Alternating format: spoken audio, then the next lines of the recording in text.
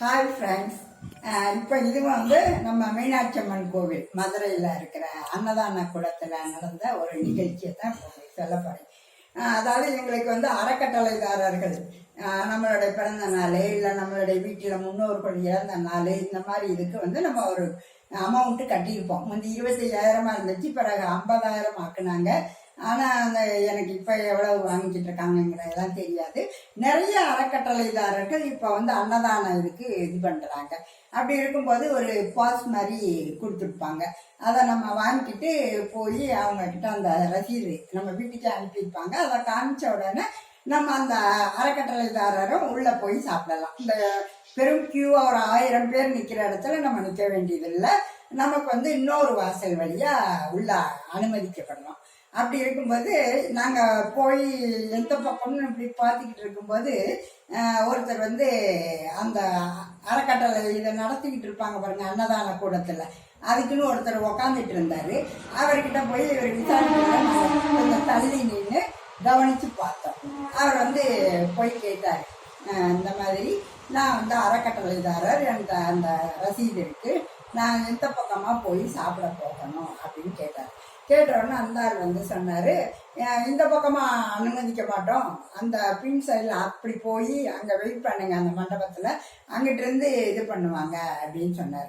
உடனே அவர் ரொம்ப நன்றி சார் அப்படின்னு சொன்னோன்னா எங்களுக்கும் சரி அந்த பக்கம் போகணும் போல அப்படின்னு புரிய முடிஞ்சிச்சு.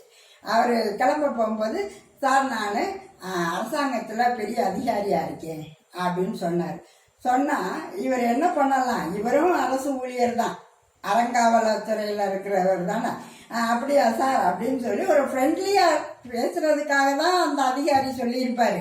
ஆனால் நீங்கள் யாராக இருந்தால் எனக்கு என்ன, எல்லாருக்கும் அதான், அவர் என்ன இந்த கேட் வழியாக போப்பாருன்னு சொன்னார், அந்த கேட் வழியாக போகிறேன்னு தான் சொன்னார். ஆனால் என்ன சொன்னார், போகும்போது ஒரு ஃப்ரெண்ட்லியாக தன்னை அறிமுகப்படுத்திக்கிட்டாரு. இதில் என்ன சார் தப்பு இருக்குது? ஒருத்தருக்கு ஒருத்தர் ஒரு அன்பாக பேசவே கூடாதா? அறக்கட்டளைதாரர்கள் கொடுக்குற இதெல்லாம் வாங்கி தானே நீங்கள் இப்போ அறங்காவலர் இதில் சம்பளம் வாங்கி இந்த மாதிரி அந்த அன்னதான நிகழ்ச்சி இதில் உட்காந்துருக்கீங்க.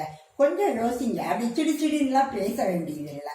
அவர் இல்லை நான் நீங்கள் இருக்கிற கேட் வழியாக தான் போவேன் அப்படின்னு சொன்னால் நீங்கள் கோவப்படலாம். அவர் அந்த கேட் வழியாக தான் போகிறேன், ஆனால் அதுக்கு முன்னாடி ஒரு ஃப்ரெண்ட்லியாக நீங்கள் அதை பதில் சொன்னதுக்கு அவருடைய ரெஸ்பான்ஸை பண்ணார்.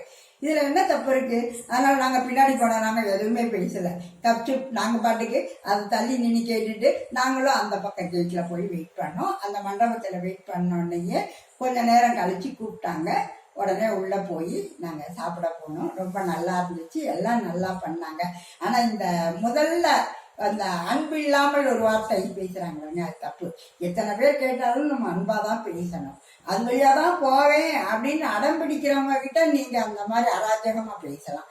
சாதாரணமாக பேசுகிறவங்க கிட்ட நீங்கள் எந்த பதவியில் இருந்தால் எனக்கு என்ன அப்படின்னு பேசுறது அவ்வளோ நல்லா இல்லை. ஏன்னா அரசியல்வாதிகளை பார்த்தா பயப்படுறீங்க, அரசு அதிகாரிகளில் ஓரளவுக்கு இருக்கிறவங்க பேசினா நீங்கள் எந்த பதவியில் இருந்தான்னா அப்படின்லாம் சொல்லக்கூடாது. நீங்களும் நாங்களும் சமம் என்றாலும் நாமளும் ஒரு ஃப்ரெண்ட்லியாக சிரிச்சுக்கிறோம். ரைட்டுங்க, ஓகே அப்படின்னு நீங்கள் சொல்ல தெரியாதா? சொல்லுங்க, சொன்னீங்கன்னா ரொம்ப நல்லா இருக்கும்ல கோயிலுக்கு வர்றவங்களுக்கு. சரிங்களா? ஓகே, பாய்.